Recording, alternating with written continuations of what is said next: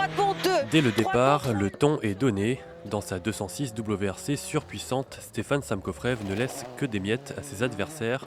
Le bénédictin va vite, très vite. Sa copilote Margot Tessèdre en perd sa voix. Droite pour et gauche pour.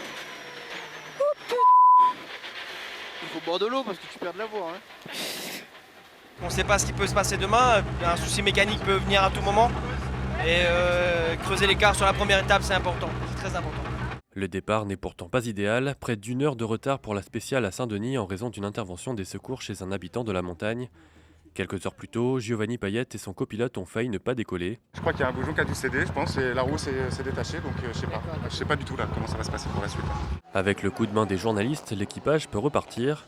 Il termine finalement à la 24e position, loin derrière la lutte pour le podium. Stéphane Samkofrev est intouchable. Derrière, Malik Ougna traîne sa vieille 306 et s'amuse à suivre le leader. Dès que je vais me rapprocher un petit peu, il mettra le coup d'accélérateur. Et dès qu'il sera un petit peu avec un petit peu de marge, il va lever le pied. C'est un vicieux. Le triple vainqueur du Tour Auto regarde aussi dans ses rétroviseurs. Anthony Bruni attaque. L'Italien de Saint-Louis, comme il se fait appeler, est l'animateur de ce 45e Tour Auto, à la fois sur la route et dans sa joute verbale avec Thierry Laolong qui le talonne. Devant, avec l'arrière 4 de Bruni, et après, bon, il y a d'autres aussi qui chassent derrière. Il y a encore une belle bagarre aujourd'hui là. Là, le Chinois, là, en forme, là, la mange mine hier soir. On fait ce qu'on peut, on tire à droite, à gauche, freinage, c'est délicat.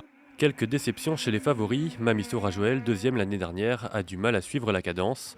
Ça pourrait aller, mais ça glisse quand même, donc on n'a pas trop tenté le diable quand même. Quoi.